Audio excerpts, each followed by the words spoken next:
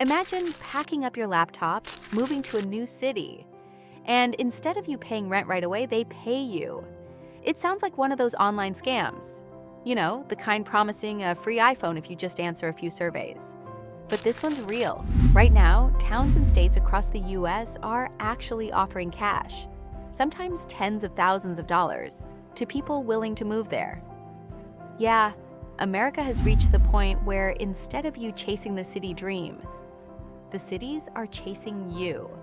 But why would entire communities start cutting checks for strangers? Why are they so desperate for remote workers that they'll literally bribe you to move in? And is it actually worth it? Because let's be real, $10,000 sounds amazing until you're sitting in the middle of Oklahoma wondering where the closest Trader Joe's is. This is the story of the US cities that will pay you to live there. And trust me, it's not what you think. So why would a city, or even a whole state, pay you just to move in? I mean, it sounds ridiculous, right? Like my landlord won't even fix a leaky faucet without a fight. And somehow there are towns out here offering cash just to show up. The truth is, a lot of America is quietly emptying out. For decades, smaller towns and mid-sized cities have been bleeding people, especially the young, educated ones. It's what they call a brain drain, which honestly sounds like a bad sci-fi movie. A kid grows up in West Virginia, graduates, and thinks, cool, time to leave for New York or LA. And once they're gone, they almost never come back. What's left behind? An older population, fewer workers, shrinking tax money, and main streets that look like they've been stuck in time since Blockbuster was still king. Houses sit empty, businesses close, and suddenly your hometown feels more like a history exhibit than a community. Yeah, imagine explaining to your grandma that your entire downtown is now just a Dollar General and a vape shop. Inspiring. Anyway, back to the problem. Enter the remote work revolution. The pandemic blew up the whole office model, and suddenly millions of people realized, wait a second, I don't actually have to live in a shoebox apartment for $3,000 a month. You could work from literally anywhere. A cabin in the woods, a farmhouse in Kansas, even, brace yourself, Oklahoma. Oklahoma with Wi-Fi? Say it ain't so. And that's when these cities had their light bulb moment. They don't need to build a Silicon Valley of their own. They don't even need to create jobs. They just need to import people who already have jobs somewhere else. If you're a remote worker pulling in $80K in from a California tech company and you move to Tulsa, you bring that money with you. You pay rent, grab tacos on Friday night, maybe buy a kayak, and suddenly the local economy doesn't look so flatlined. From the city's perspective, paying a few thousand up front is nothing compared to what you'll spend over time. 10 grand sounds like a lot, sure, but if you stick around a few years, they make it back in taxes, business growth, and the fact that you might become the kind of person who brags about your favorite local brewery. It's the same principle as a gym giving you a free month. They're betting once you're in the door, you'll stay and maybe even convince your friends to join. Except in this case, you're the gym equipment. Yep, congratulations, you are now a human investment strategy. So no, these aren't random giveaways, they're strategic bribes. Communities are treating you like infrastructure, roads, parks, and now remote workers. And the wildest part? It's actually working. Thousands of people have already taken the deal. Which brings us to the most famous example, the city that basically put itself on the map with a $10,000 welcome gift, Tulsa. So let's talk about the poster child of this whole movement, Tulsa, Oklahoma. Yeah, Tulsa, the city you probably only think about when you're flying over it. And yet, Tulsa is the place that flipped the script and made people around the country say, wait, I can get paid just to move there? Here's how it works. Back in 2018, Tulsa launched a program called Tulsa Remote. The pitch was simple. If you're a remote worker, they'll give you $10,000 to relocate and stay for at least a year. No gimmicks, no timeshares, no Nigerian princes involved. Just 10 grand to pick up your laptop and plant yourself in Oklahoma. Honestly, if my landlord tried to raise my rent again, I might have taken that deal yesterday. But Tulsa didn't just hand people a check and hope for the best. The 10K comes in installments, some upfront, the rest after you've proven you actually stuck around. On top of that, they throw in perks like a free desk at a downtown co-working space, networking events, and a built-in community of other remote workers. Basically, they're bribing you and making sure you don't just sit alone in your apartment eating Hot Pockets. Who would have guessed? Offer people free money and they show up. In just a few years, thousands of people applied, and over 2,000 have officially moved. That's 2,000 fresh paychecks flowing into Tulsa from outside the state.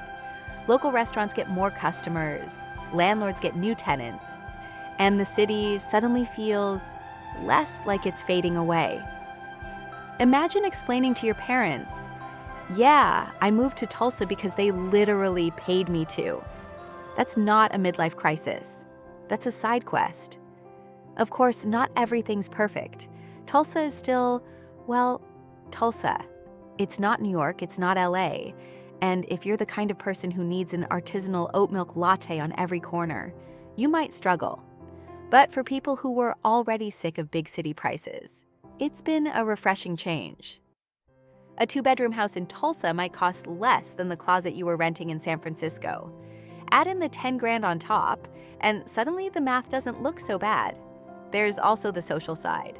Tulsa Remote doesn't just want you to move, they want you to stay. So they set up meetups, mixers, volunteer opportunities, and all kinds of events that make newcomers feel like they're part of something. It's not just about moving bodies into the city, it's about building community. Which is smart, because let's be real. If you drop 10 grand on someone and they ghost you after a year, that's just a really expensive bad date. And this experiment has been so successful that it's inspired other places across the US to copy it. Tulsa proved that yes, people will move for money. And once they do, a struggling city can start to feel alive again. But Tulsa's not alone. Once the word got out, other states looked at the idea and thought, okay, if Oklahoma can pull this off, why not us? And that's where things get really interesting. Of course, once Tulsa pulled it off, the neighbors got jealous, and nothing spreads faster than the idea of free money. Take West Virginia, for example. They launched a program called Ascend West Virginia. The deal? They'll hand you $12,000 just for moving in, plus a year's worth of free outdoor gear rentals, hiking, whitewater rafting, skiing, you name it. Basically, they're saying, here's some cash, here's a kayak, please don't leave us. Cash and a free mountain bike? That's like Tinder promising you both love and free pizza. Hard to say no. Then there's Topeka, Kansas, which offers up to $15,000 if you buy a home there. 15 grand in Kansas can practically get you half the house already.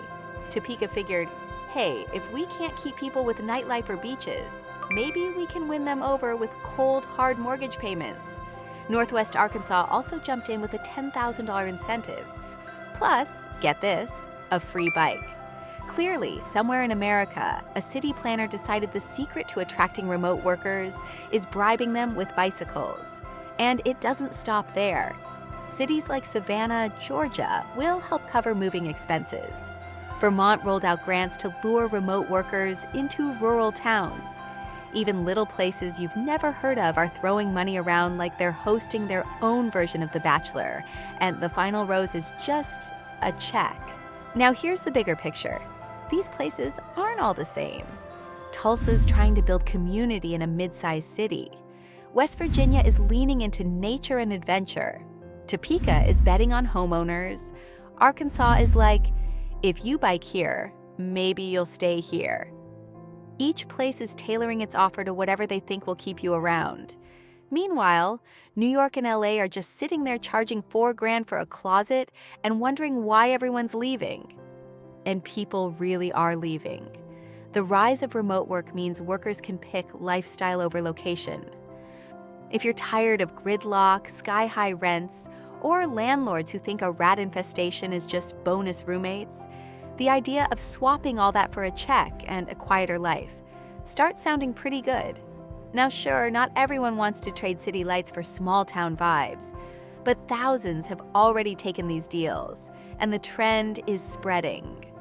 America's heartland realized it doesn't have to sit back and watch its young talent disappear. It can fight back, one cash offer at a time. And as creative as these offers get, there's always a catch. Because before you start packing your bags and Googling how much is rent in Topeka, there's some fine print you need to know. So, yeah, by now, you're probably thinking, okay, this sounds amazing. Free money, small town life, maybe even a free bike. Where do I sign? Well, slow down, cowboy, because like every too good to be true offer, there's some fine print. These programs aren't just throwing cash at anybody who can fog a mirror.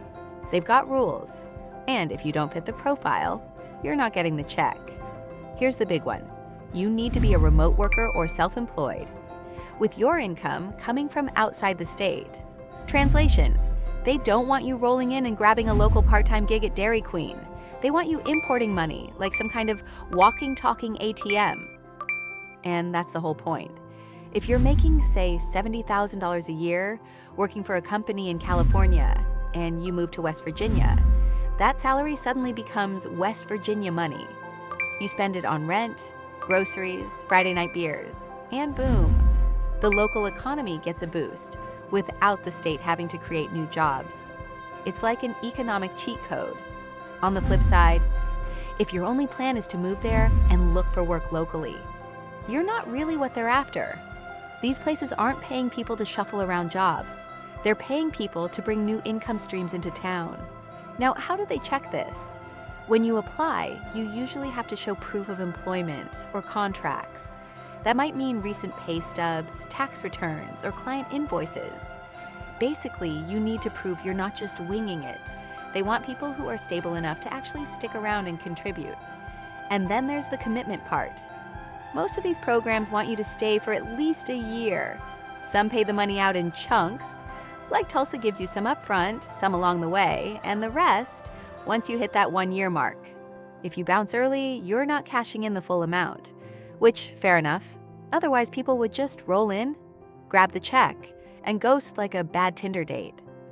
Imagine explaining to your friends, yeah, I moved to Kansas for 6 weeks, collected my free money, then dipped. That's not a relocation. That's a heist. Another thing, these programs are usually looking for people who'll actually add something to the community.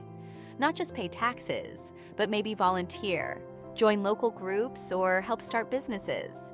Tulsa Remote, for example, hosts meetups and networking events because they want you to be a part of the city, not just a renter waiting out your contract. You're applying, they're screening, and if you're accepted, congrats. You just became a human investment. And that's the catch. These programs aren't scams, but they're not freebies either. You've got to qualify, you've got to commit, and you've got to prove you're more than just passing through. Now, if you do fit the bill, there are definitely some upsides. Because while the fine print might scare some people off, the perks, well, those can actually be pretty sweet. So let's say you do qualify. You've got a remote job, you're cool with moving, and the application doesn't scare you off. What's actually in it for you besides that shiny check? Well, first and most obvious, money. Free money. No matter how you spin it, 10 or 15 grand landing in your bank account feels good. That's rent covered for months, student loans knocked down, or a vacation fund you can actually touch instead of just dream about. Let's be honest, $10,000 makes you rethink a lot of life choices, like, do I really need to live in a city where my landlord charges me extra for sunlight? But it's not just the lump sum. The bigger win is the freedom that comes with cheaper living. You're not waking up in a panic over rent hikes or stressing about whether you can afford to take a weekend trip. That financial breathing room gives you options. You can save faster, travel more, or finally try out that side hustle without wondering if it'll leave you broke. Then there's the community angle. Programs like Tulsa Remote or Ascend West Virginia don't just toss you the money and say, good luck. They set you up with co-working spaces, events, and a whole network of other remote workers who took the deal too. It's kind of like summer camp. But instead of bug spray and capture the flag, it's networking mixers and free coffee. So basically, a starter pack for making friends in a place where you don't know anybody. Better than your usual plan of sitting at the bar, pretending to text, and praying someone notices you. Another big pro: space and lifestyle. If you've been stuck in a cramped apartment, suddenly having room to breathe is life-changing. You can get a yard, maybe even a whole house, without selling your kidneys on Craigslist. Add in perks like free outdoor gear in West Virginia, or that bike in Arkansas. And the whole move feels less like a downgrade and more like an upgrade. And let's not forget, these programs give you a chance to slow down. Smaller cities mean less traffic, less chaos, and a different pace of life. You might actually get to know your neighbors, instead of just hearing them argue through paper-thin walls. For some people, that's priceless. Finally, there's the resume factor. Living in a different state, joining a new community, and proving you can adapt, that's the kind of thing employers actually like seeing. Even if you only stay for a year, you leave with extra money in your pocket and a story most people don't have. Imagine telling your grandkids, "Back in my day, I got paid to move to West Virginia." That's not a boring family story, that's legendary. So yeah, the pros stack up pretty high. Money in your account, cheaper living, new friends, more space, and a lifestyle reset. For a lot of people, it's a no-brainer. But of course, not everyone has a perfect experience. And the cons? Well, those can hit just as hard as the pros. So yeah, the perks sound great. Free money, cheaper living, more space. But before you start packing your bags and Googling average rent in Topeka, you should know there's a flip side. Because not everything about these programs is sunshine and stimulus checks. First big drawback, the lifestyle adjustment. If you're used to big city life, endless food options, concerts every night, public transit that mostly works, moving to a smaller city can feel like culture shock. Instead of 20 sushi spots within a mile, you might have one, and it doubles as a Chinese buffet. Your nightlife might shift from rooftop bars to Friday night trivia at Applebee's. Not that there's anything wrong with Applebee's, but if your idea of a wild night is 3 a.m. karaoke in Koreatown, you're gonna miss the chaos. Second, fewer opportunities. Sure, your remote job pays the bills, but what if you lose it? In big cities, you can jump into another role or gig pretty quickly. In small towns, the job market isn't as deep. If you're banking your entire future on staying remote forever, you're fine. If not, it can be risky. Then there's the social side. Programs like Tulsa Remote try hard to build community. But let's be real, it's not always easy to make friends in a brand new place. And in smaller towns, if you don't fit in with the scene, it can get lonely.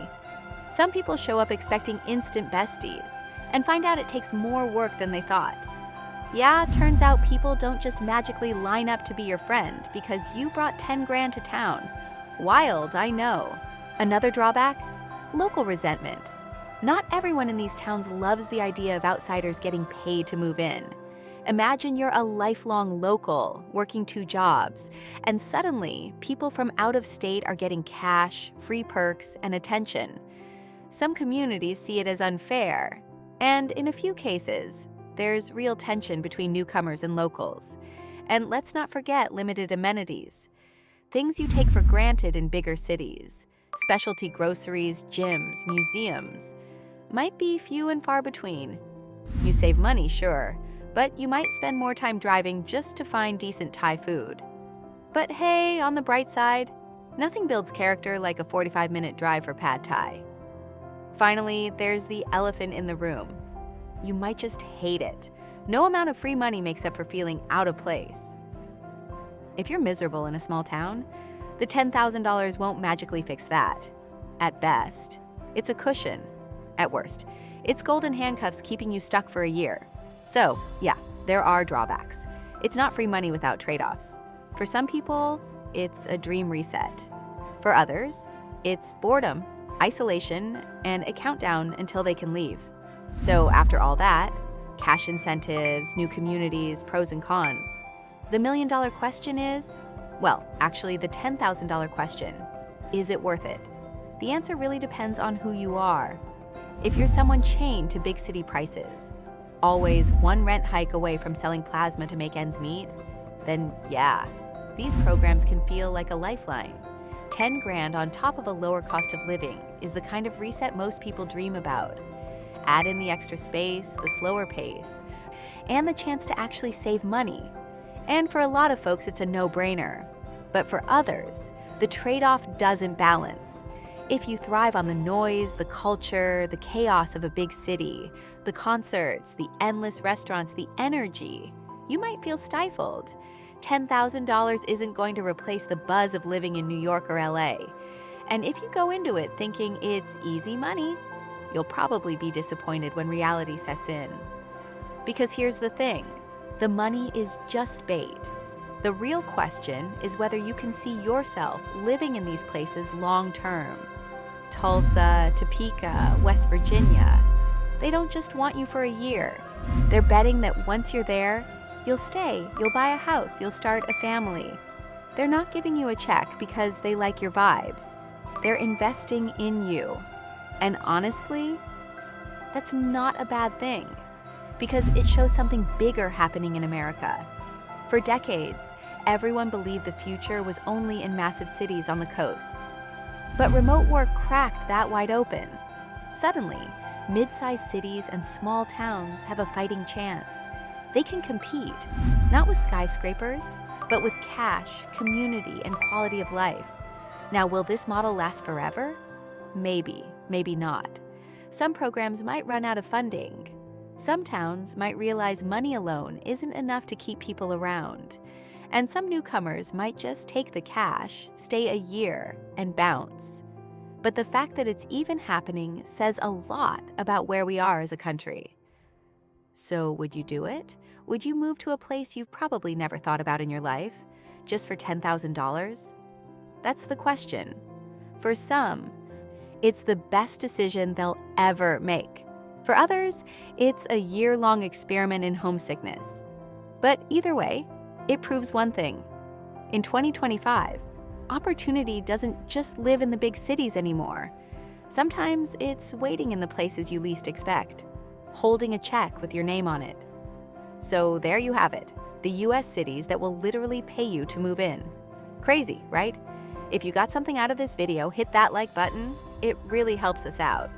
And if you want more weird, surprising stories about travel, moving abroad, and places you probably never thought twice about, make sure to subscribe so you don't miss the next one. And hey, drop a comment down below. Would you take the deal? $10,000 to move to Oklahoma, West Virginia, or Arkansas? Would you do it, or would you pass? I want to see where you all stand.